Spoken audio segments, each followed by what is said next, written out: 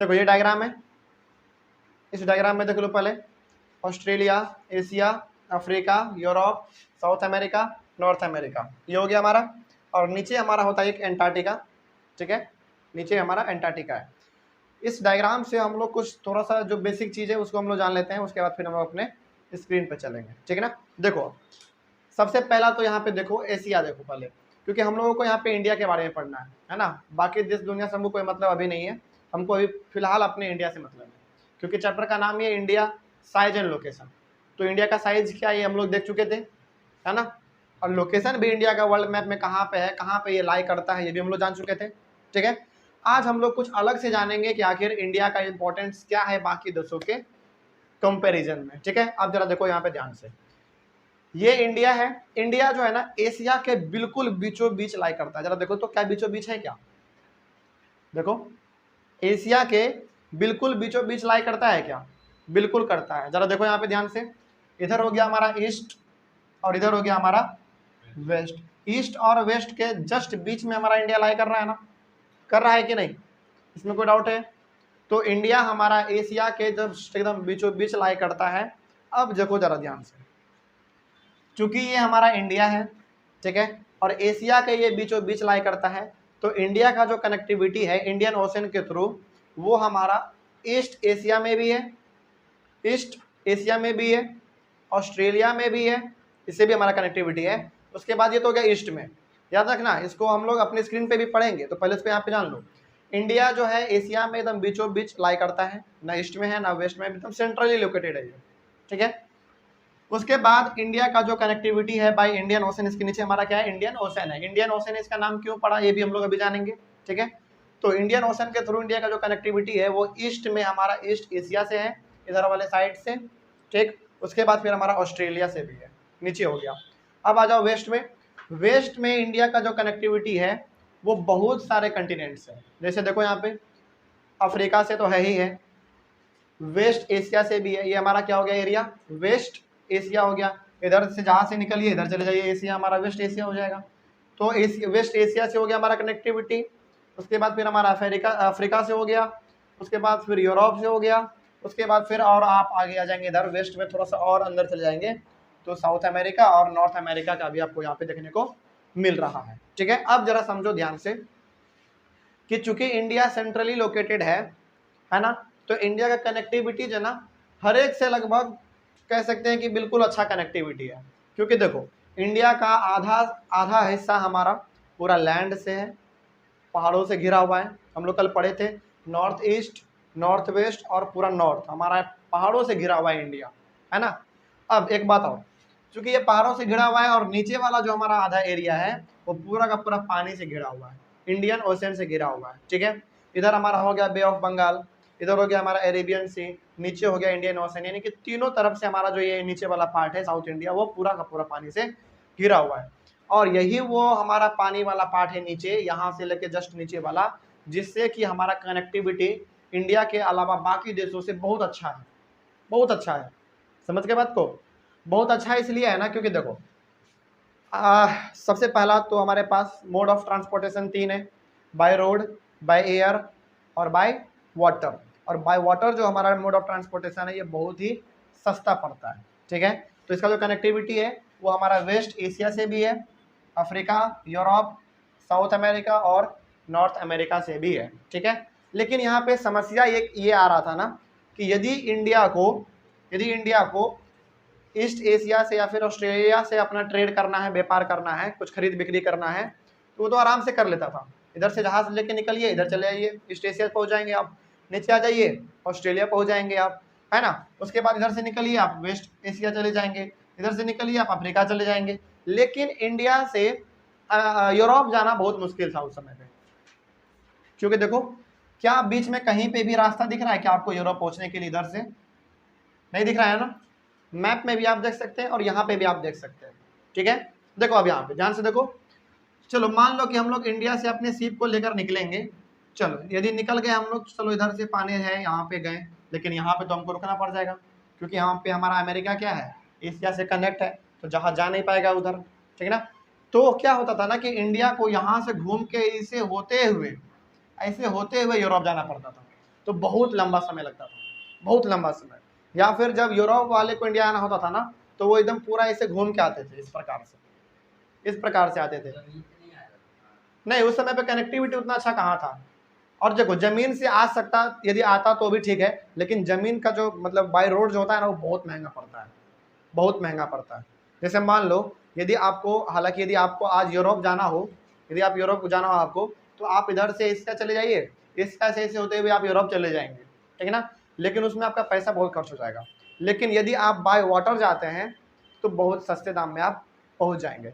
और by air तो खैर और महंगा है, समझ के बात को। इसीलिए बाय वाटर जो है ना, चीपेस्ट मोड ऑफ ट्रांसपोर्टेशन कहा जाता है, तो बहुत सस्ता रहता है वो, ठीक है। तो बात यहाँ पे हम लोग ये कर रहे थे कि जब यूरोप वाले को इंडिया आना होता था ना, तो वो ऐसे घूम के आते थे, या फिर जब इंडिया वाले को यूरोप जाना पड़ता था तो वो घूम के जाते थे। लेकिन जरा सोचो, यदि हम लोग थोड़ा सा यहाँ पे रास्ता बना दे, एशिया और अफ्रीका के बीच में यदि थोड़ा सा रास्ता हम लोग यहाँ पे बना दे, तो मोड ऑफ ट्रांसपोर्टेशन कितना आसान हो जाएगा इंडिया और यूरोप के बीच में, हो जाएगा ना, होगा कि नहीं होगा। जैसे देखो, यहाँ से ऐसे ये पूरा पानी हमारा ऐसे ऐसे गया गया गया, यहाँ पे एकदम बिल्कुल छोटा सा एक कनेक्टिविटी हो जाता है ना। अफ्रीका और एशिया दोनों आपस में जुड़ा हुआ है, जिसके कारण हमारा शिप उधर जा नहीं पाएगा। लेकिन यदि हम यहाँ पे कुछ मिट्टी को हटा दें, काट के निकाल दें, तो यहाँ पे हमारा रास्ता बन जाएगा ना, बन जाएगा ना। तो यही चीज़ यहाँ पे किया गया। तो बाकी देशों ने मिल के, हालांकि मेनली हमारा एशिया और अफ्रीका ने, दोनों ने मिल के, और चूंकि यूरोप का भी इसमें हाथ था, इन सभी ने मिल के कहा कि देखो भाई, हमको यदि इंडिया जाना होता है ना, तो इसे घूम के जाना पड़ता है, बहुत समय लग जाता है। देखो, बाई शिप सस्ता तो पड़ता है, लेकिन बहुत टाइम लेता है, वो टाइम बहुत लेता है वो, समझ के बात को। तो यूरोप वाले ने कहा इससे, और इससे कहा कि देखो भाई, यदि हमको इंडिया जाना होता है ना, तो हमको बहुत घूम के जाना पड़ता है, यार थोड़ा सा क्या कर दो ना, यहाँ पे जमीन को काट दो, हमको जाने में आसानी हो जाएगा। वो लगा ठीक बात कह रहा है ये, है ना। यदि ये हम लोग यहाँ पे थोड़ा सा काट के हटा दें, तो यूरोप वाले को सहूलियत हो जाएगा, उसको अच्छा लगे, मतलब कि उसका टाइम बच जाएगा, है ना। वही चीज़ यहाँ पे भी किया गया। क्या किया गया, अब जरा देखो यहाँ पे ध्यान से, ये जो आपको थोड़ा सा यहाँ पे अफ्रीका वाला जगह दिख रहा है ना, इसको यहाँ से, यहाँ का मिट्टी जो है ना, पूरा काट के हटा दिया गया, पूरा मिट्टी यहाँ का काट के हटा दिया गया। अब देखो रास्ता बन गया, रास्ता बन गया, और यहाँ पे बना दिया एक कैनाल। कैनाल का मतलब आप कह सकते हैं कि नहर टाइप का, लेकिन ये नहर नहीं है, ये बहुत बड़ा, मतलब कि देखने में आपको यहाँ पे छोटा लग रहा होगा, लेकिन ये समुद्र है। और यही, इसी का नाम हमारा पड़ गया स्वेज कैनाल। यहाँ पे ये जो आप एरिया देख रहे हैं, इसको मिट्टी को काट के हटाया गया, जिससे क्या हो गया, हमारा ये इंडियन ओशन का पानी जाके इसमें हमारा मिल गया। अब चूंकि जब मिल गया है, तो आप कोई भी बड़ा जहाज लेके जाइए, आइए, कोई दिक्कत नहीं है इसमें। और इसी का नाम हमारा पड़ गया स्वेज कैनाल। इसका नाम सुने होगे तुम लोग, स्वेज कैनाल। तो याद रखना हमेशा कि स्वेज कैनाल किसके बीच लोकेटेड है, अफ्रीका और एशिया के बीच में लोकेटेड है, ठीक है। अच्छा, इसको क्यों बनाया गया, इसलिए बनाया गया ताकि इंडिया और यूरोप के बीच में जो ट्रेड होता था ना, उसके डिस्टेंस को कम किया जाए, समझ के बात को।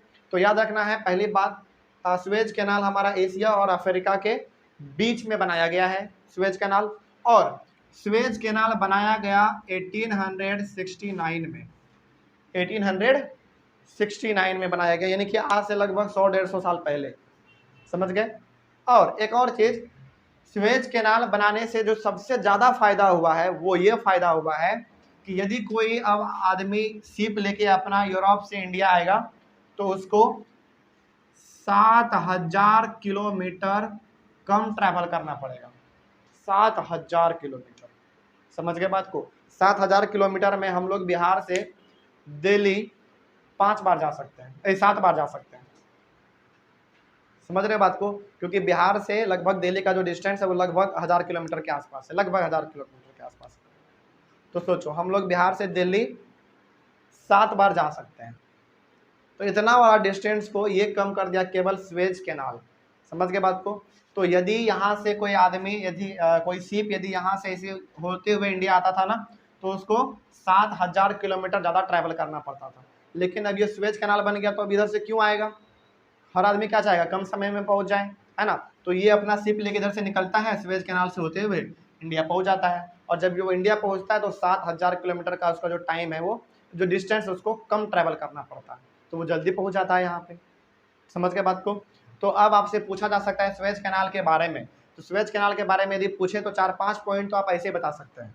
पहला ये बताएंगे कि स्वेज कैनाल लोकेटेड है अफ्रीका और एशिया कंटिनेंट के बीच में लोकेटेड है। पहला ये हो गया हमारा। दूसरा, स्वेज कैनाल कब बनाया गया? 1869 में बनाया गया। तीसरा ये हो सकता है कि स्वेज कैनाल का जो सबसे बड़ा बेनिफिट है, ये क्या हुआ, हमको क्या देखने को मिला इसका सबसे बड़ा बेनिफिट? ये बेनिफिट हमको देखने को मिला कि यदि कोई यूरोप से आदमी इंडिया आएगा तो उसको 7000 किलोमीटर कम ट्रैवल करना पड़ेगा। समझ गए बात को। तो 3 पॉइंट तो आप ऐसे ही लिख सकते हैं। समझ गए। अब हाँ, ये कैनाल का मतलब ये होता है कि छोटा मोटा नहर, लेकिन इसको नहर नहीं समझना, इसको नहर नहीं समझना। ये आप कह सकते हैं कि दुनिया का सबसे बिजी रहने वाला ये पोर्ट है, यानी कि जो एरिया है ना हमारा, ये सबसे बिजी रहने वाला है। क्योंकि देखो ये जो आपको लाइन दिख रहा है ना, इस लाइन में 3 बड़ा बड़ा कंटिनेंट है। एशिया भी देखो इसी से जुड़ा हुआ है ना, अफ्रीका भी इसी से जुड़ा हुआ है, और यूरोप भी इसी से जुड़ा हुआ है। समझ के बात को। तो ये बहुत बिजी एरिया है, बहुत ज़्यादा बिजी रहता है। इसमें ना मतलब हर समय आपको 100-200 बड़ा बड़ा जहाज जो है ना हमेशा लगा हुआ रहेगा। इसका जो बंदरगाह जो पोर्ट है, ये बहुत बिजी पोर्ट है। केवल नाम सुनने में कैनाल जैसा लग रहा है, लेकिन ये कैनाल है नहीं, बहुत बड़ा पोर्ट है ये। समझ के बात को। तो स्वेज कैनाल याद रहेगा, याद रहेगा। तो इंडिया का जो आज जो भी ट्रेड होता है ना, वो बाय लैंड बहुत कम होता है। क्योंकि उसको देखो, बाय लैंड यदि वो करता है, यदि वो बाय लैंड करता है तो उसको ऐसे पहले जाना पड़ेगा पाकिस्तान, फिर अफगानिस्तान, है ना, फिर उसके बाद तुर्किस्तान, क्या क्या है, अलग अलग कंट्री का नाम है। उसके बाद जाकर उसको यूरोप पहुंचना पड़ेगा। लेकिन ये यहाँ से सीधा निकलेगा गुजरात से, ऐसे होते हुए डायरेक्ट यूरोप पहुंच जाएगा, और ये सस्ता भी है। समझ गए बात को। तो ये हो गया हमारा स्वेज कैनाल के बारे में। तो स्वेज कैनाल के बारे में कुछ याद रहे ना रहे 3 चीज याद रखिएगा कि स्वेज कैनाल हमारा लोकेटेड है अफ्रीका और एशिया के बीच में। ये बनाया गया था 1869 में, और ये जो है ना 7000 किलोमीटर के डिस्टेंस को कम कर देता है। किससे किसके बीच? यूरोप और इंडिया के बीच। ठीक है, इसको आप याद रखेंगे। हालांकि ये स्वेज कैनाल के बारे में आपके बुक में उतना बड़ा नहीं दिया हुआ है, एक छोटा सा टॉपिक में दिया हुआ है, क्या है, डू यू नो में लिखा हुआ है। समझ गए, उसमें लिखा हुआ है। लेकिन हाँ, ये पूछ लेता है, ये आपको याद रहना चाहिए। दूसरी बात वही जो हम लोग यहाँ पे भी बात की है कि इंडिया चूंकि एशिया में सेंट्रली लोकेटेड है, सेंट्रली लोकेटेड है, तो इसका जो कनेक्टिविटी है वो हर तरफ से है, आगे पीछे ऊपर नीचे हर तरफ से इसका। ठीक है, इसका ट्रेड इजिली हमारा श्रीलंका से भी हो जाता है नीचे, ऑस्ट्रेलिया से भी, ईस्ट एशिया से भी, वेस्ट एशिया से भी, अफ्रीका से, यूरोप से, साउथ अमेरिका, नॉर्थ अमेरिका, हर जगह से इंडिया का कनेक्टिविटी बहुत अच्छा है। समझ गए। बस एक ही बाधा आ रहा था यूरोप से करने में, तो उसको भी हम लोग स्वेज कैनाल बना के खत्म कर दिए। समझ के बात को। अब इसमें कहीं पे कोई डाउट होगा? अब जल्दी बोलो, इसमें कहीं पे कोई डाउट? तो ये चीज़ याद रहेगा हमेशा। चलो, इतना यदि याद है और इतना यदि समझ गए, तो अब हम लोग समझते हैं श्रीलंका और इंडिया के बारे में, क्योंकि आपके बुक में श्रीलंका और इंडिया के बारे में दिया हुआ है। देखो, सबसे पहली बात, हम लोग स्क्रीन पे तो आएंगे, स्क्रीन पे आएंगे, लेकिन पहले ये देख लो कि यहाँ पे देखो, ये हो गया हमारा इंडिया और ये छोटा सा पार्ट हो गया हमारा श्रीलंका। ठीक है, श्रीलंका जो है ना हमारा पड़ोसी देश है, लेकिन वो एक आइलैंड नेशन के नाम में जाना जाता है। आइलैंड का मतलब क्या हो गया? आइलैंड एक ऐसे एरिया को हम लोग कहते हैं जो कि चारों तरफ से पानी से घिरा हुआ है। समझ गए बात को। चलो, अब जरा देखो यहाँ पे ध्यान से, ये जो हमारा श्रीलंका है ना, ये श्रीलंका इंडिया से, हालांकि बहुत पहले ऐसा कहा जाता है कि इंडिया और श्रीलंका ना बिल्कुल बाय रोड जुड़ा हुआ था, बाय रोड, इन दोनों के बीच में रोड बना हुआ था। लेकिन समुद्र का लेवल बढ़ा, वो रोड खत्म हो गया, ऐसा कहा जाता है। ठीक है, हालांकि इसके पीछे तो ये भी कहानी है कि इन दोनों के बीच में राम सेतु भी था, राम सेतु भी था, ये भी कहा जाता है ना। हाँ, इसका प्रमाण भी बहुत हद तक मिला है, ऐसा बात नहीं कि झूठ में यदि हवा में बोल रहे हैं, नहीं, इसका हकीकत भी हमको देखने को मिला है बहुत बार। तो चूंकि हमारा श्रीलंका क्या है, हमारा नेबरिंग कंट्री है, और चूंकि एक ये आइलैंड नेशन है, तो इस यहाँ पे ना इसको पढ़ने के लिए आपके ज्योग्राफी बुक में 2 टर्म का यूज किया गया है। पहला है gulf of Mannar, gulf of Mannar, और दूसरा है पाक स्ट्रेट, नाम सुने होंगे, पाक स्ट्रेट, और दूसरा है हमारा गल्फ ऑफ मन्नार। अब ये पाक स्ट्रेट क्या है और ये हमारा गल्फ ऑफ मन्नार क्या है? देखो, श्रीलंका और इंडिया के बीच का जो एरिया है ना, जो दूरी है, उस दूरी के बीच में जो पानी हमारा बहेगा, देखो ध्यान से समझना। यहाँ पे ये जो बिंदी बिंदी तुमको देखने को मिल रहा है, छोटा छोटा आइलैंड है, बहुत छोटा छोटा आइलैंड है, बहुत ही छोटा आइलैंड है। मतलब कि यदि एक बार जोर से यदि समुद्र में यदि वेव चल जाए ना तो ये सब डूब जाए, इस प्रकार का है, मतलब बहुत छोटा छोटा है। समझ गए? इन दोनों के बीच में जो एरिया आपको देखने को मिल रहा है, इस एरिया में जो हमारा वाटर का फ्लो होता है, जो पानी हमारा है, उसको हम लोग कहते हैं स्ट्रेट, STRAIT, स्ट्रेट। ठीक है। अब इसका नाम फिर आगे बढ़ के पाक स्ट्रेट क्यों हो गया? पाक स्ट्रेट इसलिए इसका नाम हो गया क्योंकि श्रीलंका में ना, ये उस ऊपर वाले हिस्से में, श्रीलंका के ऊपर वाले हिस्से में एक छोटा सा जगह का नाम है जिसका नाम है पाक। क्या नाम है? पाक। इसीलिए इसका नाम पड़ गया पाक स्ट्रेट। समझ के बात को? तो स्ट्रेट किसको कहेंगे? स्ट्रेट हम लोग इंडिया और श्रीलंका के बीच में जो थोड़ा सा एरिया है, इसके बीच में जो वाटर का जो फ्लो है, उसको हम लोग कहेंगे स्ट्रेट। और पाक स्ट्रेट क्यों कहेंगे? क्योंकि श्रीलंका के सबसे ऊपर वाले जगह पे, सबसे ऊपर वाले टॉप पे एक हमारा कह सकते हैं श्रीलंका में एक जगह है जिसका नाम है पाक, इसलिए उसका नाम पड़ गया पाक स्ट्रेट। ठीक है। दूसरा हमारा gulf of Mannar. Gulf of Mannar. अब देखो यहाँ पे ये जो छोटा छोटा आपको आइलैंड जैसा दिख रहा है ना, बिंदे बिंदे टाइप का, इसी में से हमारा एक छोटा सा आइलैंड आप कह सकते हैं, वो है हमारा मन्नार, MANNAR, मन्नार। ठीक है। अब यहाँ पे गल्फ ऑफ मन्नार क्यों है? गल्फ ऑफ मन्नार का मतलब ये है कि ये जो हमारा मन्नार है ना, जो हमारा मन्नार है, वो तीन तरफ लैंड से घिरा हुआ है। पहला हमारा इंडिया से इधर घिरा हुआ है, नीचे हमारा श्रीलंका से घिरा हुआ है, और तीसरा हमारा ये जो राम सेतु था ना, उसका कुछ जो हिस्सा है उससे भी घिरा हुआ है। तो अभी जब हम लोग स्क्रीन पे चलेंगे तो आपको वहाँ पे मिलेगा कि इंडिया जो श्रीलंका से सेपरेटेड है, वो दो कारण से सेपरेटेड है। पहला पाक स्ट्रेट हमारा क्या हो गया? वो पानी वाला एरिया। समझ के बात को? और दूसरा हमारा gulf of Mannar. Gulf of Mannar का मतलब ये हो गया कि मन्नार हमारा एक छोटा सा आइलैंड है, इसमें छोटा सा आइलैंड है, बहुत छोटा सा आइलैंड है। और चूंकि यहाँ पे हमारा जो मन्नार है वो तीन तरफ से लैंड से घिरा हुआ है। पहला हमारा श्रीलंका से ऊपर वाले हिस्से से, इंडिया के नीचे वाले हिस्से से, और इधर हमारा जो छोटा मोटा राम सेतु वाला जो एरिया देख रहे हैं उधर से भी घिरा हुआ है, इसलिए हम लोग उसका कहते हैं गल्फ ऑफ मन्नार। यानी कि मन्नार का जो आप कह सकते हैं कि खाड़ी है, पानी का जो एरिया, उसी को हम लोग कहते हैं गल्फ ऑफ मन्नार। इसमें कोई डाउट नहीं। अब तो गल्फ ऑफ मन्नार क्या है और पाक स्ट्रेट क्या है, समझ में आ गया? कहीं पे कोई डाउट आसे इसमें?